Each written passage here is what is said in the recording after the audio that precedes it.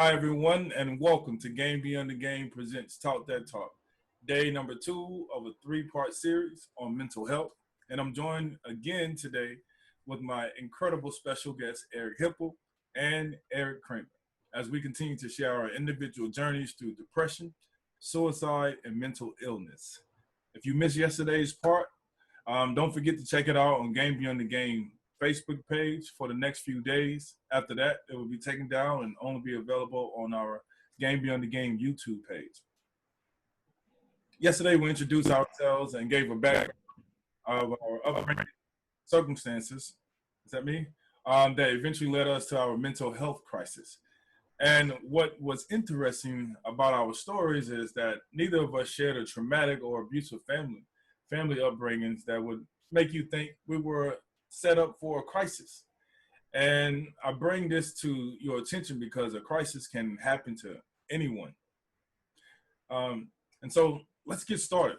Today we will share the culmination of our experiences. Some of us with insane stories that will make you wonder how we are still sitting here and alive. But more importantly, we are going to share how we dealt with things, the tools that helped us overcome and now thrive. Our hope is that if you are going through a tough time, this can help you. Or if you know of someone who else that you think may benefit from this, please share this with them. And without further ado, I would like to call on my team and my teammates, Mr. Kramer and Mr. Erik Hipple. How you guys doing today? Yeah, good. Ready to go. That's Awesome day. that's awesome. That's awesome. So you guys just ready to jump into it? Let's do it. Yep. Let's do it. All right, all right. So where did I leave off at? Where did I leave off at on my story? I think I left off on Get rid of one closet, or you had everything was all loaded, ready to go. ready to go in the closet. And so day three, day one, I was preparing myself. I would actually just jump right into it. I would have my shotgun. I pulled out my shotgun. It was in my closet. It was a Mossberg shotgun, and I never forget. I put it underneath. I placed it underneath my chin, and I cocked it back, and I pulled the trigger. I was like, oh, woof. That's how it feels. And I did that again, and I did it at least 5 times that first day, and then I put the gun up, and I was just like, all right, that's how it feels. I'm gonna be all right after we do this. So I left the closet and I went back into the living room as if nothing happened, as it was normal as day, and I did not discuss anything that was going on with me, uh, my worries, my anxiety. I did not discuss it with anyone. Just try to be happy go lucky, keep a smile on my face. Day two rolls around. I do the same thing, but this time now I put the bullets out. I scatter the bullets on my floor, and I pull a gun out and I do the exact same thing again. And so around like 5, 6 times, and so at this time, instead of me putting my gun in the area that I usually put it in, I left it on the floor along with the bullets, and I covered it up with a blanket. So I said, on day three, I'm going to put one of these bullets in here, and I'm going to pull the trigger. So day three comes that morning, and I go in the closet, and I put the bullet in the gun. And as I do that, there's one bullet in there, and still I had the other bullets scattered on the floor. So I load it, and I go to the living room. So I covered everything up, and I go back to the living room, and I call 7 people. I called my mom. I called one of my professors. I called my uncles. I called my dad. I just called. Just wanted to talk to them, just to see if they could say something to me that would make me change my thought process and change my decision that I was planning on making. Um, I didn't leave I wrote like a letter just saying it was just like a little note, like I lost myself, and I'm not sure how I can find myself, but I just want to tell everybody that I love you. And I'm in the living room, and I'm calling everyone. One of the things that was really interesting was I called one of my old teammates, Hello Tinanta, and I never forget uh, when he picked up. He's this big Samoan guy, 300 and something pounds, and he has this like really sweet voice, but like he's a monster on the gridiron. And he was like, "What's up, bro?" I was just like, "Hello, what's up?" And so this is the very first time I actually felt myself. I actually felt myself experience some type of happiness from being so depressed.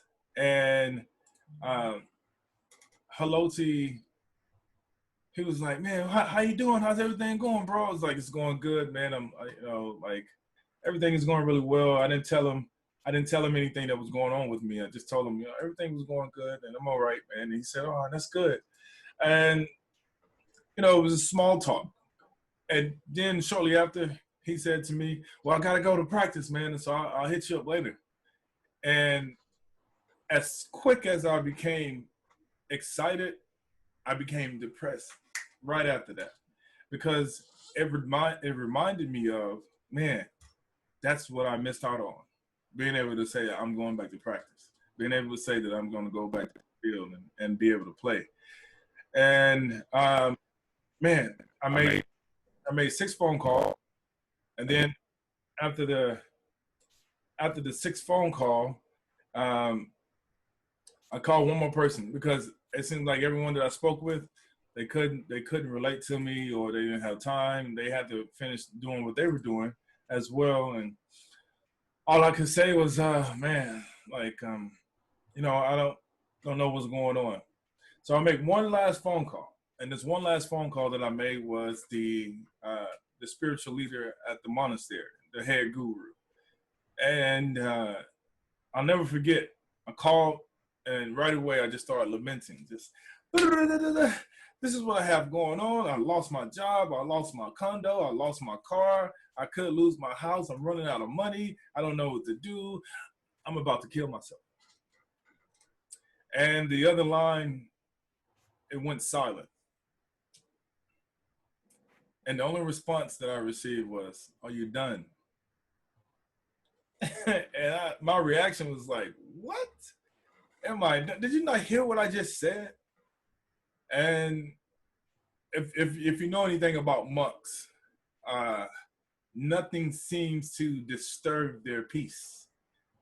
And so after um, the headmaster guru at the monastery was just like, "Are you done?" That was the first time I felt myself breathe because I had so much tension. And when he said, "Are you done?"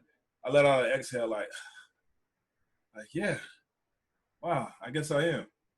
And then he said to me, "Meditate," and hung up the phone.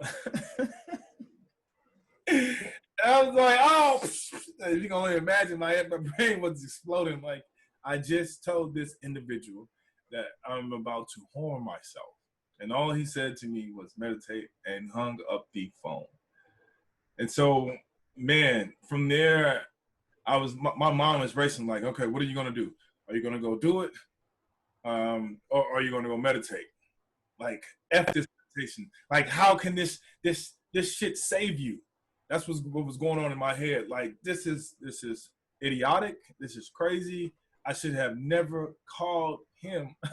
Like, what was I thinking? And so I get up from the kitchen table. I put my phone down. And I remember walking to my room, and it seemed like it took a long time for me to take about 10 steps just to get to my room. So as I'm walking to my room, I head to the closet. And as I get there, uh, as I get to the closet, or before I get to the closet, I look to the left, and there's my meditation pillow. And it seemed like a little light beam was shining on it. And I looked at it, I was just like, "You mother." So I'm cursing the meditation pillow out. And I said to myself, okay, I'll give this a go. I'll give myself 1 hour. I'll sit through this whole meditation for 1 hour. And that's what I did. I sat there for 1 whole hour.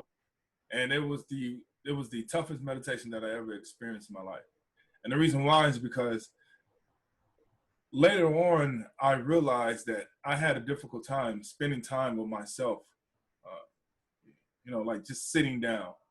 And it was hard for me to sit up straight and maintain my posture. I kept slouching. I kept moving to the side. It was so much pain. I had a lot of pain in my hips, and I had a lot of pain inside of me. I had a lot of tension.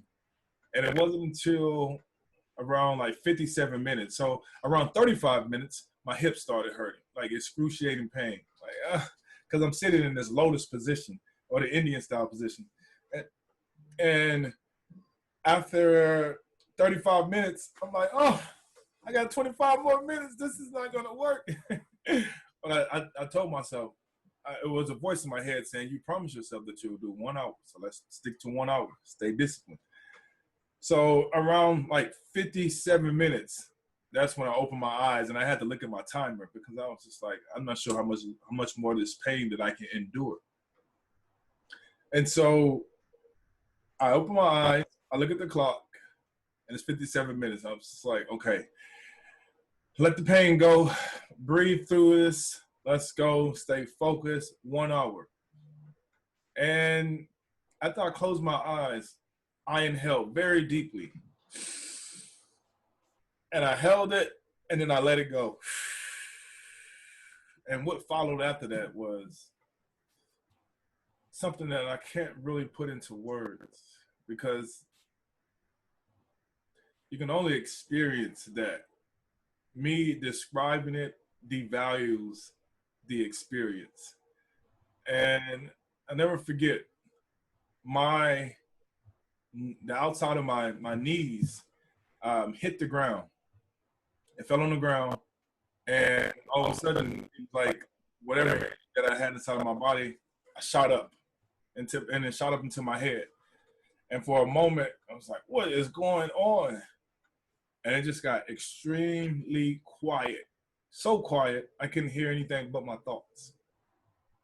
And right after that, it was I had this internal dialogue with myself, and it was just like, what are you doing? What are you doing?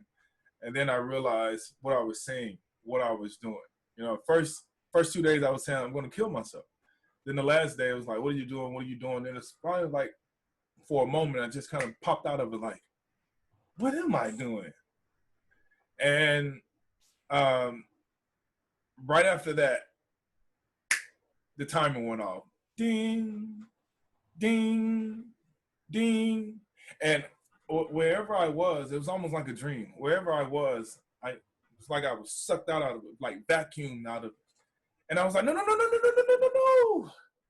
And so when I finished, tears started streaming down my face. And I was saying to myself, what was that? What was that? What was that? What was that? I was crying because I was trying to figure out what was that made me get a glimpse of peace. Like I've never felt that before ever in my life. And I never forget, I never thought about harming myself from that point on, because I reached a depth of peace that I never thought was possible.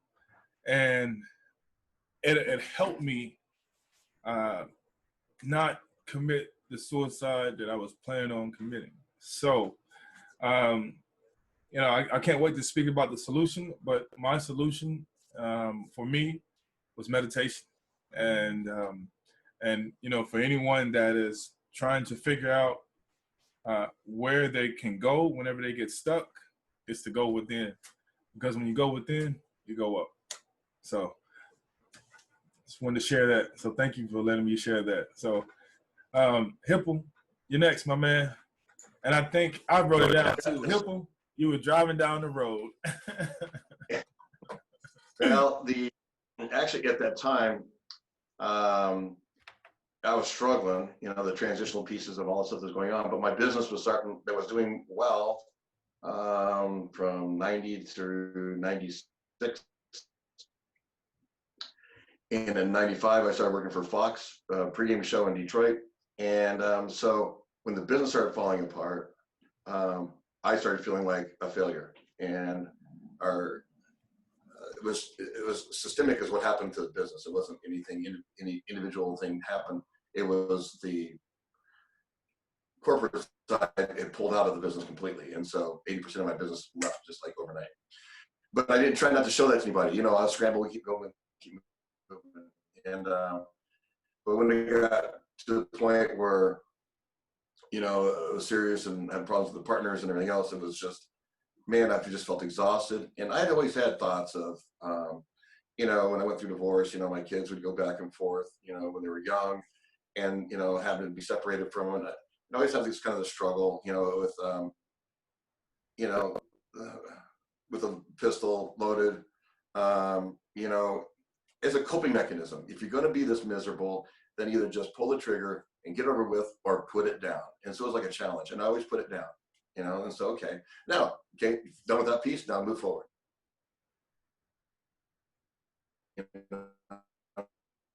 So it was more of a coping mechanism. And that was kind of my coping mechanism, you know, going through those times. But, you know, but other than that, life was really good. But then when it started falling apart, it fell apart pretty fast. My wife was looking at me, and I wasn't doing too good. I was supposed to leave for a business trip.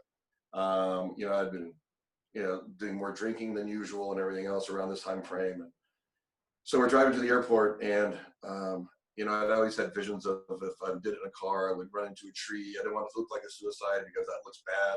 You know, how can I make it look like an accident so I don't fall this failure on them, and they're the reason why and everything else. And as we're driving down the airport and we're heading for it, Shelly's driving, my wife's driving, and as we got closer to the airport, this stuff started bubbling up. And what might have looked like a really impulsive act really came from the stuff that was brewing. And about as we got closer, I just felt like I couldn't go. I was going to get on a plane and go on this business trip, and I just couldn't go. And I reached over and grabbed a piece of paper and wrote, "I'm sorry, I love you," and I handed it to my wife, and I jumped out of the car. We were going 75 miles an hour when I jumped out. I hit the pavement and on the freeway, and I was very fortunate that I didn't get run over and I didn't get hit. But I don't remember it. I was knocked out. And from what I understand, I was on the side of the road in a bloody kind of a pulp. My wife had stopped the car. People behind who had swerved had called the police and everything else. So it was this big commotion, which I don't remember any of it.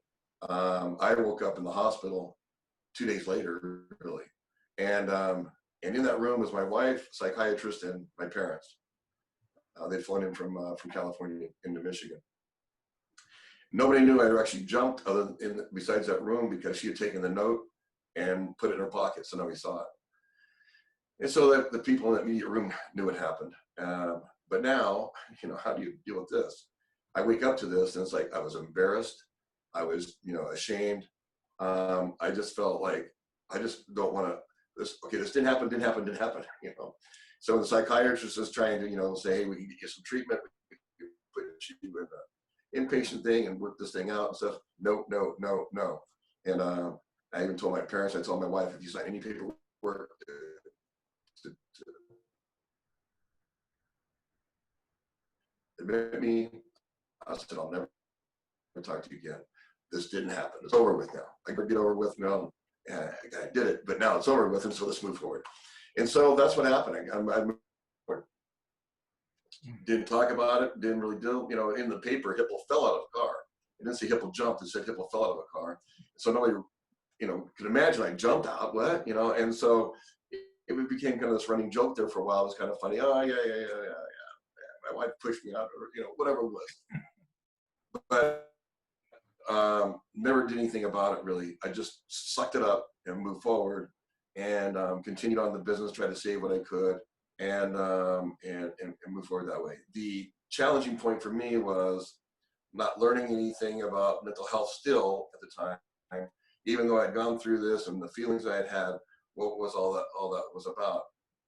It didn't really come to a culmination for me until my 15-year-old son, who was exhibiting some of the same symptoms that I had, also going through his own transition because he's going between my ex-wife and myself, you know, living wise and stuff. And so he was doing that. And at the age of 15, he did take his life, and used my shotgun from underneath the bed. That he knew how to use it. We'd gone out shooting and stuff before, and skeet shooting, and so he knew that. And that in itself, at that point in time, I wanted to die, but at this point in time, it was different because knowing what I know now, how painful it is for people who are the survivors afterwards when they lose somebody to suicide. Knowing what that feels like now, because I lost my son and it was so freaking painful, that so bad that I wanted to die, but now I know I can't do that, right? And so how are you going to live with this thing? And I just went on a major, just destructive, you know, I stopped working for Fox, just major destruction, you know, anything I get my hands on basically just to be numb, because you can't die now. So I'll just be numb, and that's what I did. And I did that for a couple of years until a DUI kind of brought things to a head, and did some jail time. And then coming out of that is when I started finding my solution. And I'll leave it with that, because the solution was eye-opening, and it continues to be every day. So Thank you. Well, my man, listening. we're gonna pass it up. Yeah. E-Man. All right. Wow. Life, man, right? Hard to believe some of the things that actually do happen. I would say, Prince, if the monk's okay with it, you need to start giving out that monk's phone number. I had, like I think I mentioned before, when I got back from spending some time out at that Michigan Depression Center, I don't know how long it was afterward that I began planning in a very detailed way my exit. So the fact that I'm sitting here shouldn't have happened. Thankfully it did, but it shouldn't have. I just remember the depression that I felt. I had experienced it several times in life over a several, I don't know, probably, at least 10 or 12 years, maybe. Not all the way at one time, but just intervals of it. So much so that I could feel it coming on, actually before it came on. And then that's like standing, knowing you're going to get run over by a train, because you can see it coming. You just can't get off the track. And so, you know, I think I had alluded to or mentioned that I had my son, Griffin, at the time, had passed away very unexpectedly. And my mom passed away not a whole lot longer after Griffin did, about 8 months. And then my dad had gotten esophageal cancer, and his was kind of a steady but slow decline. And so I went through in great detail, not just planning. I actually didn't plan what I was going to do very well. What I did plan for was to not be here, and that being the case, I did have another son who Dylan, who's now 22, just turned 22 about a week ago. And at the time, I didn't realize this, but I changed my living trust to basically account for family and friends, most importantly, Dylan. And I remember going to talk to my family law or estate planning attorney, and um, you know, going to change it, handing him the actual changes.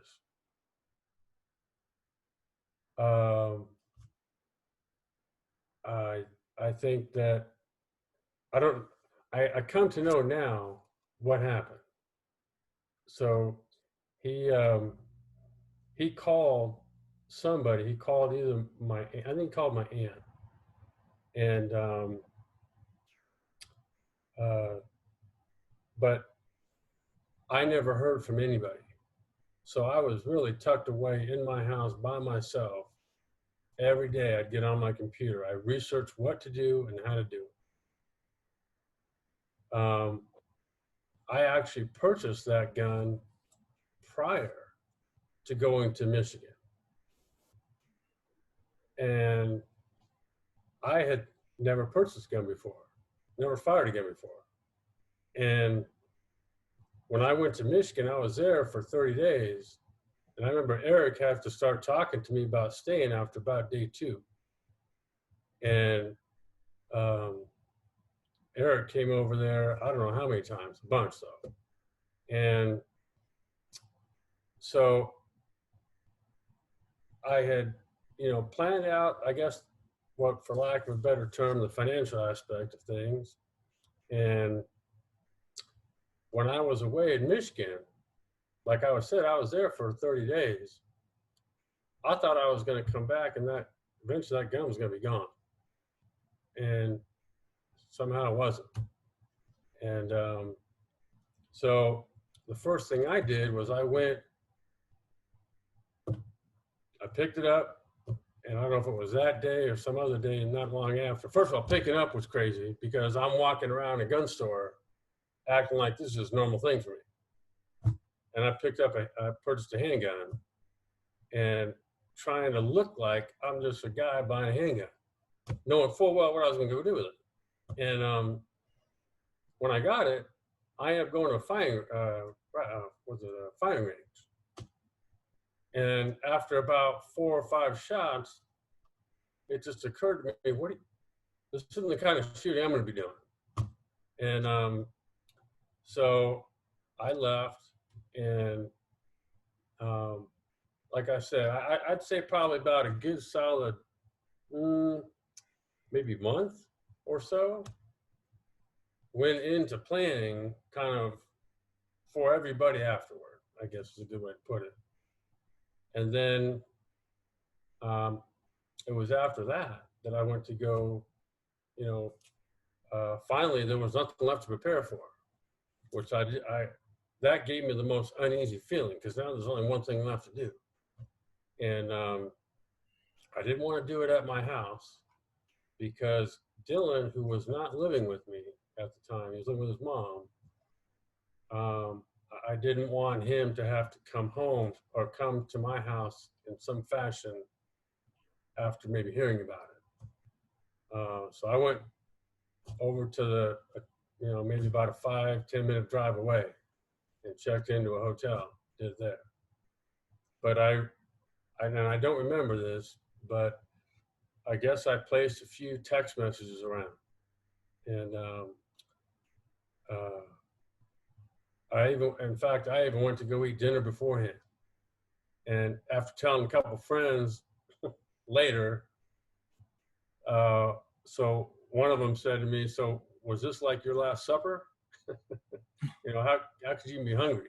So I don't know. I don't know what kind of state of mind I was actually in at the time, but I guess I texted my sister. I don't remember what I even texted her. And I texted a friend of mine who I went to high school with, who at the time, he's retired now, but he was with LA County Sheriff's Department. And it just so happened he was back in another state helping his son move. And apparently he got this text, but it was after the fact. And so he, since then we've had a few conversations about it. And he said, I called you. And he goes, and you actually picked up the phone. This is after I shot myself. And he said, whatever you have in your hand, if you have something, drop it. And he said, there's some people standing outside your door right now, and they're waiting for you. They're about to come in, but I don't know what he said after that. This is what he told me. And he did tell me he heard something hit the floor, and then apparently I got up and walked to the door and walked downstairs, got in the ambulance. I have no recollection of that. Apparently that's what happened. Oof. And I don't remember. I was put in a coma, I think, for a few, like 6 or 7 weeks or something. But eventually, my aunt got involved, and a couple friends got my sister. But my sister lives in the Las Vegas area, so she wasn't, available to be here all the time. But she obviously did come, and ultimately, I don't remember where I went. I started out at one hospital. I think I was at UCLA for a couple of weeks. And then eventually I went to a place called neuropsychological. I can't remember what it is right now, but anyway, I went. They had a brain trauma center, which I didn't even know the brain trauma or brain rehab facility exists. I know what's the thing is brain rehab, but there is. And then they also had a couple of houses nearby, and I lived in one of them. And that was about, I'd say, I think I was there about from, I don't know when I got out of the hospital, but I think it was probably sometime near the end of the year in 2016. So, Kramer, you mind if I ask you real quick? Yeah. Where did you shoot yourself? Under my chin. Under your chin. Yeah. And you were still able to get up after you shot yourself? Like I said, about the next, I don't know however long is a blank to me. What I just told you is what I'm told happened. Wow. So I guess that happened. I want to say something here if you don't mind. So, yeah. Erik had gone home, and I've been working with his sister, with trying to help Erik. And I was actually doing suicide prevention work for the Navy base up in Seattle. And I'd never done this before, but I turned my phone off that night because I was just burned out. And I woke up in the morning, turned my phone on, and there's a frantic message from his sister who was trying to get a hold of me the night before saying, I think Erik's going to do something. I got this weird message. And so I called her immediately, and she said he had already shot himself. And then she said it entered in from underneath the chin and went up through his forehead. And I broke down crying because I thought, he survived. And so part of me is like, oh my God, he survived. But you can imagine the thought process of what that means, because surviving this experience and being whole again, is just a miracle. And but that was never the thought of what the outcome was going to be, right? You imagine that. It was just it meant, I love you, brother, but it broke my heart that day. And then to watch him start his recovery process, which we'll go more into obviously next day. But yeah, you're a miracle too. And it was just amazing stuff. But Yeah, I appreciate it, Eric.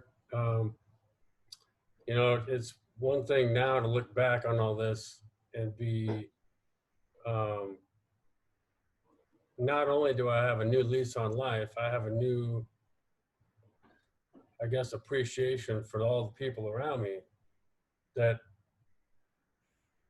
you know, you don't, when you, my thought process during this wasn't about, okay, if and when I survive, what's that going to be like? And you don't realize in the moment how many people's lives doing something like that affects. You just don't. And so now, you know, I'm 55, and I guess one way I look at it now is I've got hopefully a long time left to, you know, build those relationships back with people and show them how much I've appreciated everyone's concern and love and effort and caring and all the things that people have done and continue to do even today. So I think, uh, you know, Eric, you had mentioned before that, uh, you know, the reports that had come out or in the media or something about, you know, that you didn't, it didn't say you jumped out of the car, it said you fell out of a car. And I guess I feel now, so there's no, I can't hide, I did what I did. And I can't take that back. Um, and so, you know, when I meet people, like when I see people that I've already known before this incident,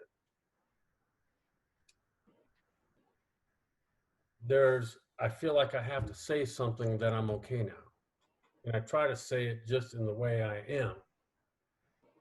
I don't, not everyone needs an explanation, but I try to show them that in the way that the way I'm talking is, I hope you can see I'm appreciative to be here, because this isn't a, this is no remedy, but that happened back on August 12th, 2015. I haven't had a day or even 5 minutes since then of feeling bad in a depression type of way. And the people I haven't met in life yet, when I do meet them, chances are the way my mind works now is I know they've probably heard about me. Mm. Where I go about it. Mm.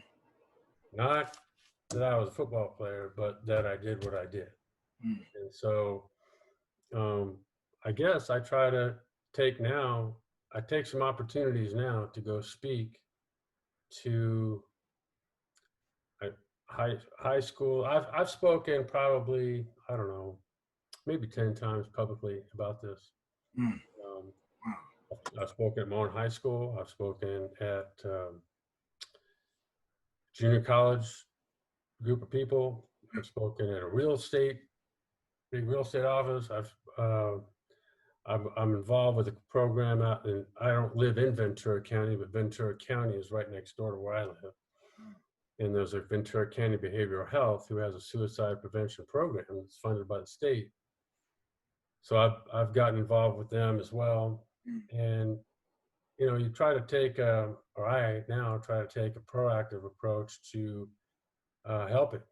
And one of the things that stands out to me now is that when I have got up and spoke about my experience, inevitably what happens is there'll be some questions afterward, you know, coming from people that are sitting in the audience. But I guess selfishly, one of the things that I take from the experience is, after all that, and after the whole night's ended, there's a few people that'll stick around. and they'll just come up and start talking about maybe it's their experience, or maybe it's someone they know is experience, or maybe, heck, one person I met said, yeah, I experienced something like this, actually not me, but a friend of mine. And so I got involved. I'm now one of the operators. If you call suicide prevention, that's going to be me on the other line that picks up. And it's just interesting to hear what people, their various experiences have been, either personally that they've experienced something that has dealt with depression and a suicide attempt or thoughts of suicide, or maybe that they know somebody who has. Um, but in my experience, like I said, my Dylan, this happened back in 2015 when Dylan was, I don't know, 17, 18 years old. And it happened, it was the day before his junior year of high school. Mm. Wow. 5 years prior to that, his brother died when Dylan was in 8th grade. So, that kid's had it. And so I just try to live with, I guess, empathy for people, Yeah. Dylan included, Right. and others as well. And so I'm hoping that over the course of time that I'll find a way to keep moving in that direction and helping other people along the way. Yeah. Oh man, that was touching. That was beautiful. I'm glad that you're here. You are a miracle. When I first met you, you touched my heart, and we were able to relate. So I love you, brother, and I'm here for you. And I thank you for being here, man, and sharing that vulnerable story and that side of you and that part of your life, because we are gonna help make a difference in the world and a difference in these 46.6 million people that are experiencing some type of mental illness. I know Erik is still, Hipple is still trying to get back in on the Zoom call. He's having some trouble. But I did want to ask a couple of questions, and hopefully he can get back on. What were some of the tools that helped during these crises? And what were some of the things that did not help? Well, so in the previous call yesterday, I had mentioned that there was a psychologist that I had worked with that I had really bonded with over the years, and from Detroit. And so Kevin Wildenhouse is his name. And Kevin came to see me a couple of times when I was back in Chelsea, Michigan, back at that depression center. And, it was a little late in the game, if that's a good term to put, but it was comforting to talk with him, someone that had known me for many years. And he knew not just the good times, but he knew some of the struggles, a lot of the struggles I've been through as well. And so I think having that connection there, I think the experience of being back at the program there in Chelsea, even though it felt like at first like a putting on clothes or jacket that was just, I don't know, didn't fit right. I just think that I think my train was too far down the tracks at that time. Looking back, I did reach out. I did more along the lines with losing Griffin earlier, and then my mom, and dealing with my dad's illness, and just some other, I guess, issues in life. I had reached out and was talking regularly with a psychologist here where I live. And I felt like I had gotten through the worst of it, honestly. So do you say that going to go see a psychiatrist or just speaking to someone is therapeutic just to, express how you're feeling, what you're going through. Yeah, I do. I think uh, I do because it was very helpful in talking about hearing about different ideas, talking through what I was feeling about loss and losing people. But I stopped talking to him, not consciously, but it just worked out where I did not have any thoughts of harming myself while I was talking to this therapist. None whatsoever. I don't know how long it went after, or how long it came on after stopping to seeing him. But I wasn't seeing when thoughts began occurring to me to harm myself. A while went by.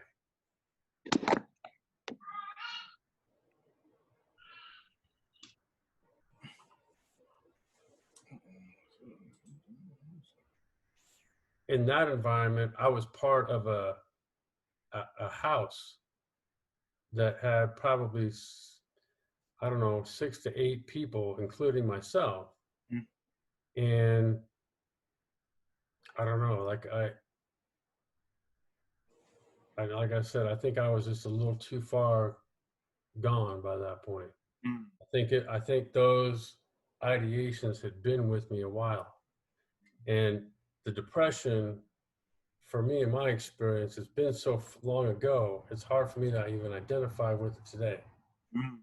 I have to kind of almost not make it up, but depression for me kind of removed me from, um, it made breathing hard. It made getting through a day feel like waking up in the morning, how am I going to get through this entire day? Right. And so where I didn't want to get out of bed and just thinking, I don't know about what, but thinking hurt. Right. Breathing. Right. And so I guess I would say that if I had it to do over again, Yeah. or if I found myself in circumstances or a circumstance like that, one of the things that I do remember was feeling that the people in my life that I could not replace were kind of going away one by one. I didn't have football to play anymore. I was into broadcasting, but I was into it. It was like I think I got to be fairly decent at it, but it was like wearing shoes that didn't fit. It just wasn't, it was around the time I started getting comfortable with it was the time Griffin passed away. Oh, yeah. And so it felt like my foundation was Rocked. kind of just out of nowhere gone. Yeah. And so I still think, though, that finding the support from within people that are close to you, or whether it be a therapist or close family people or close friends, it's certainly better than keeping it all to yourself. I actually went to a dinner over at a friend's house that included the junior college football coach that I'm still friends with as a friend, more than, well, I'm not my coach anymore, but we're friends now. And then someone else who I'd gone and played football with in junior college went to his house 2 nights, 2 days before. And they're still like, there was nothing about you that looked in any way like your thought process seemed so far from that. You know, the two of us called each other like, what do we miss? Right, right. And a lot And of times it's like that. People, we don't know what we miss. You know, it's just, I think I think the only explanation I can have for that is I must have gotten so good mhm, at disguising. getting it. Yep, camouflaging.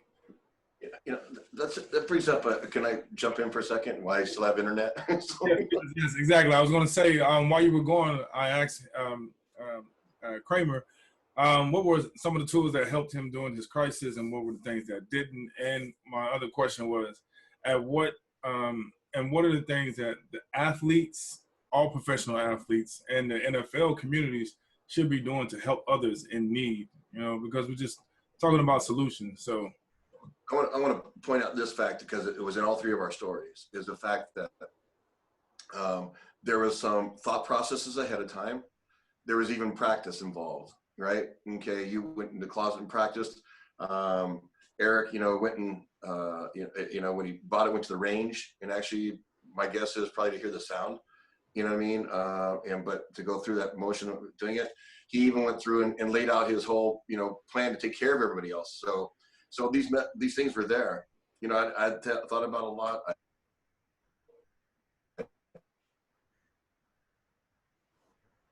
oh man, do it. Is if anybody ever feels that way, like they're starting to leading that is real, okay, and it can lead to something that's real, and so that means do something about it. The thing is, we think we're the only ones going through it.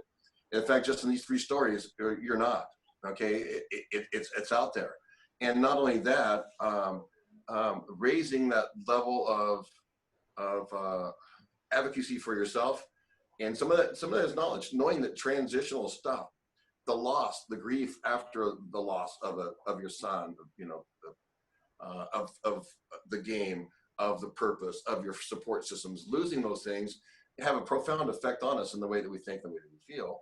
And it's just to be aware of those things because they can have that effect, and that you're not alone and you're not weird for thinking that way. And so they isolate, and I'll figure out how to fix it myself.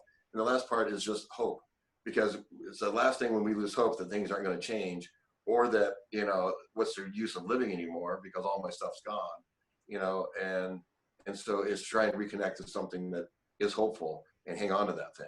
And so anyway, but I just want to address that. So anyway.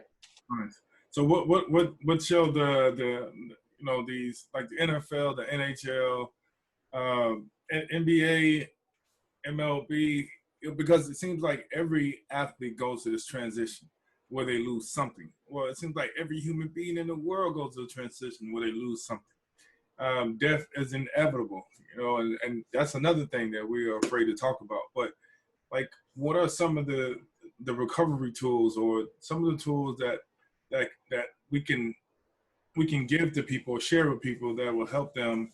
I wouldn't say avoid it, but more so be able to cope with it. Even more than that, learning to live in it and with it, because it is part of life. Ups and downs are part of life. Disappointments are part of life. They don't have to crush us, and the fact is that we all go, you said it, we all go through transitions a lot. I mean, when you leave high school, when if there's a separation of the family, if you have to move somewhere and you change schools, if you go to college, if you get that, if you play a sport, you're not playing that sport anymore, if you get fired from a job, these transitions are all over the place.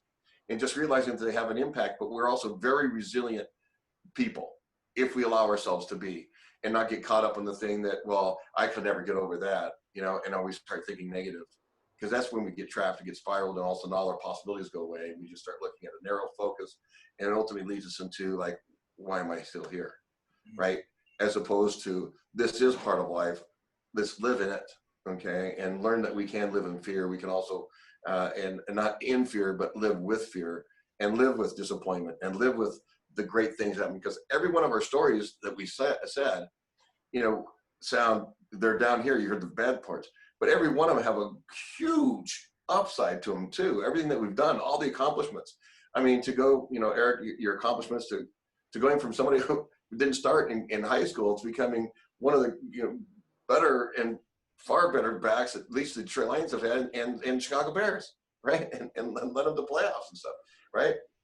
you overcoming, the stuff that you're talking about, Prince, and stuff, and injury and everything else, and trying to put up with, missed expectations and stuff like that, that you thought were supposed to be there and then didn't happen, and all those frustrations as well, to being very successful in what you're doing today, and the fact that you even get in the NFL, which is huge, right? So, I mean, they've just these huge pieces that are there that go along with it, and not to be defeated. So don't let ourselves be defeated by some of the down stuff that happens. It's beautiful. That's beautiful. So what would you recommend? Well, I think I've asked that, but are there any programs besides this Game Beyond the Game that you could recommend to other people, and Kramer as well? Suicide prevention hotline.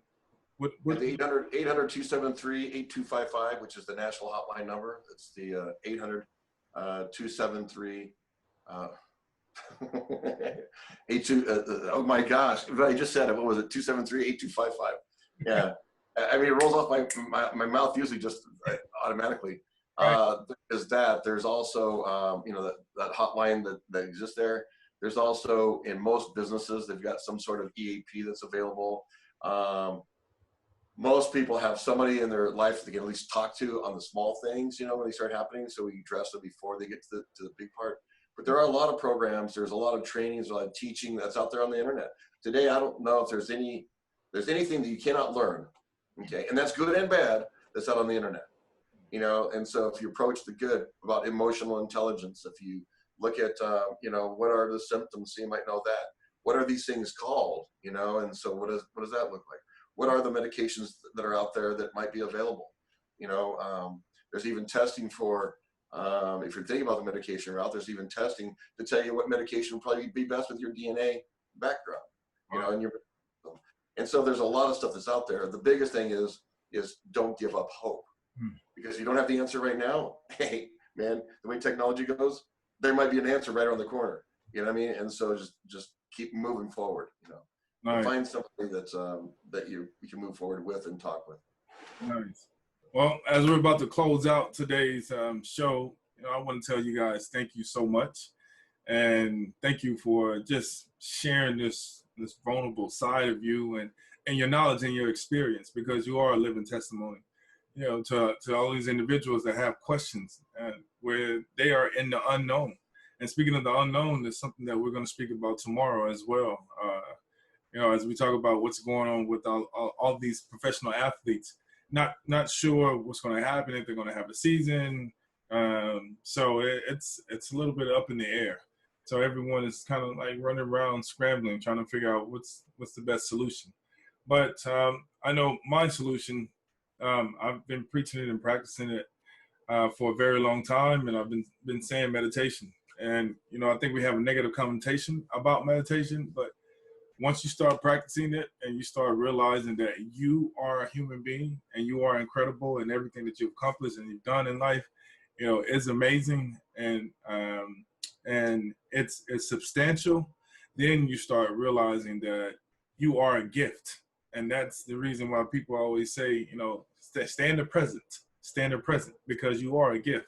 So I want to let you guys know that both you guys are a gift, and I'm very, very honored and appreciative to know you and to share these incredible stories with you, and just know that there are other people in this world that go through the same thing that we go through, and now we can help them make that change within themselves. So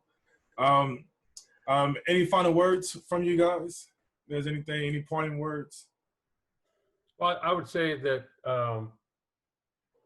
one of the things that, like I think I mentioned, is I've talked to several groups, probably 8 to 10.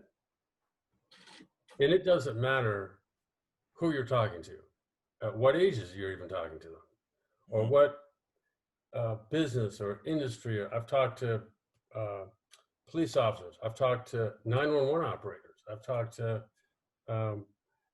students, like high school, college. It doesn't matter. Everybody's been affected and has some sort of knowledge or experience, either themselves or somebody close to them.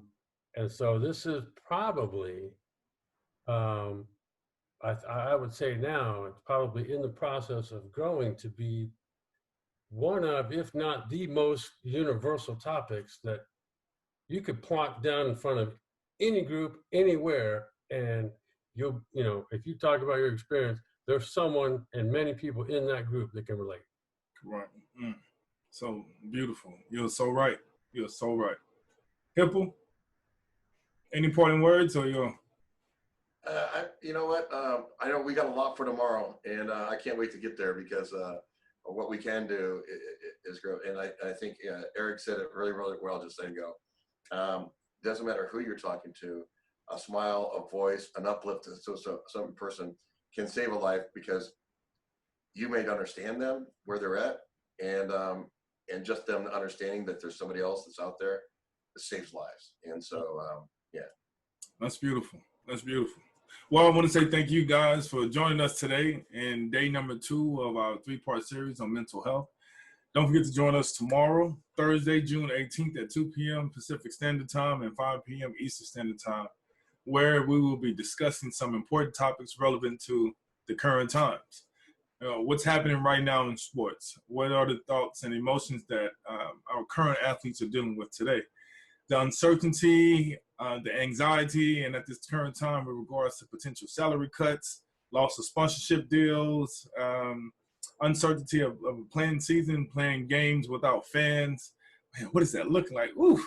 And postponing the Olympics and so on. It's going to get real, real. But I want to say thank you, Erik Hipple, and thank you, Erik Kramer, for today. I want to first, and also give a shout out to Dylan as well, Kramer. And those of you that are listening, don't forget to check us out on YouTube at our page, Game Beyond the Game. Make sure you subscribe, like it, notify yourself, click it, leave a comment, all of the above. But we'll look to see you tomorrow. I hope that you have a beautiful and amazing day. Tune in. Make sure if you know of anybody, any athletes, or just anybody that's going through a transition or a hard time in life, let them tune in to Game Beyond the Game as we make a difference through everyone by telling their stories that you can relate to, so we can make a change in the world. Peace, you guys.